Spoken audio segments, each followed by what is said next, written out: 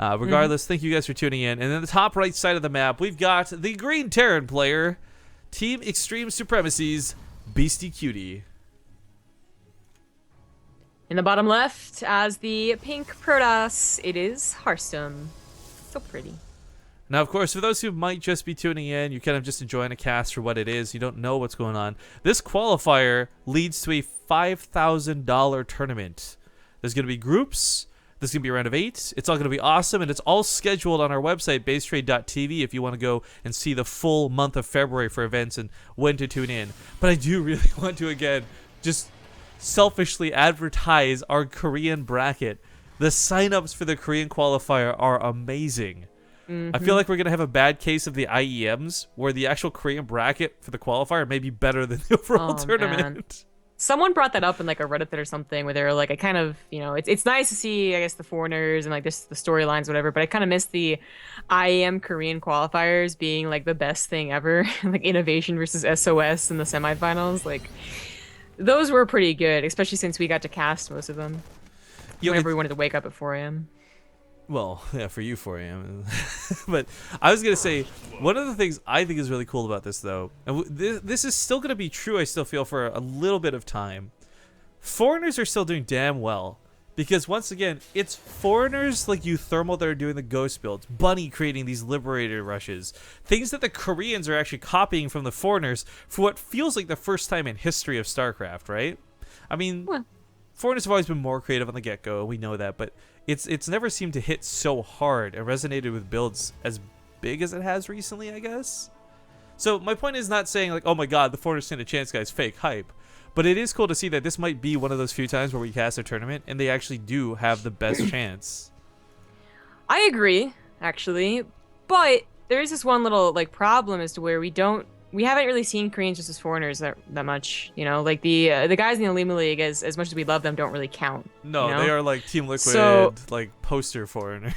It is going to be like, potentially the first time we're going to see like SOS, who actually signed up with the qualifier, face off versus Bunny, and it might be a stomp, and we're like, oh wait, okay, maybe we're all delusional and Koreans are still the best. Like, we don't actually know. But this is a one-base build from Beastyqt, which is quite kind of important to talk about, and kind of sucks that he got cross spawns. It's going to take a while for him to get over there, but he's chugging along. So this, I mean, we questioned things with like Liberators, Cyclones last time. What I like about this build is this actually doesn't need to be sneaky and get up to the main. It doesn't have to hit in 2 locations at once. He can actually just go hard through the front. And okay, there might be an overcharge available, or I mean, well, not just the front, but I mean like lift to the main. The point is he can all consolidate in one location. Liberator doesn't have to sneak off to the side. This Widowmine sneaking off. Oh, Harstem's already got some adepts there. This might not hit. This is actually definitely going to get shut down. That's unfortunate. Well, this is still pretty secret, pretty clever. If the Mothership Core was out of position, it might have been sniped, but it's actually pretty close to the pylon. Actually, there, exactly. The range on the Photon Overcharge is not enough to save this Nexus if the Marines get away with this. They don't have enough damage to do that. The Adepts are a little bit worried. I don't know what this was out of BC. This pickup control makes no sense to me whatsoever. He's chasing into the Mothership Core. I don't know why he did that. Phoenix out now going to cause him to panic, and because he did this off of one base, the damage he's done is not acceptable. He has to do way more. He's out of the game. I guess he really wanted the Mothership Core. He wasn't really going to get anything else, but I think going for the probes would have been better. Just trying to target them down, maybe boost the medevac away so you can save that and let the Marines die in a last valiant effort. But lost everything. No longer has anything to distract Harstem from dealing with the Liberator. Yeah, the Phoenix can just fly right to it. Meanwhile, on the other side of the map, we do have a command center in base, and a third one starts, but Harstem's looking to put his third on location. So in many different ways, Harstem is ahead. And there would have to be some true, like, Terran bullshit to get Beastie to catch up. Yeah. Well, Beastyqt is going for 2 command centers behind this build at the back of a very low production facility. So it's risky, yes, but if Harstem is not set up to attack, well then he's going to get away with it. And he might be able to get a really quick third base on location too, and start to make up for the deficit of going for one base early on. Go get him, Rocks. Yeah, Dustin Browder, take that. Actually, someone posted like that GIF from like years ago where it shows the Marines taking down the Rocks and Dustin Browder's freaking out in the crowd. I was like, wow, I forgot about that, man. There's some really good gifts of StarCraft. Just forgotten all about all of them.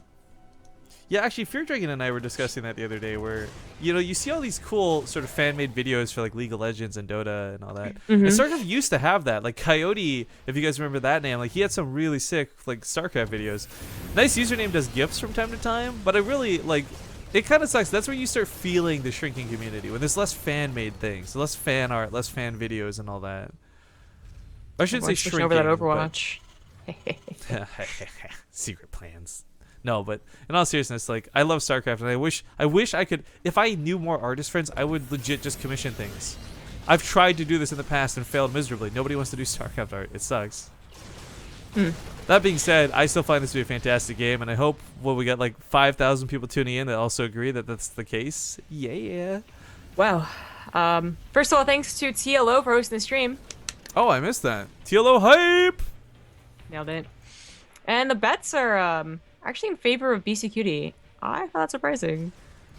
Maybe it's because we just watched him dominate Gung Fu Panda. There's a little bit of audience bias, a little bit blind. I guess that's true. Faith. Yeah. Of course, they're not at this.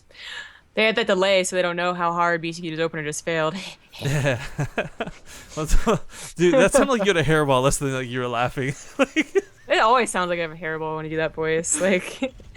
You're just like it's just so bad because you're a cat lady. We already know it. That tank is gonna go down really quick. He's gonna lift up the other one. BC's got really nothing to defend this. This was just such a failed opening. There's no way it was gonna go any other way. GG. Yeah. He kind of had to risk taking the third base that quickly. You know, like sure he might have held on 2 bases, but then his third base would have been too late. That he would have lost that anyways. 100%.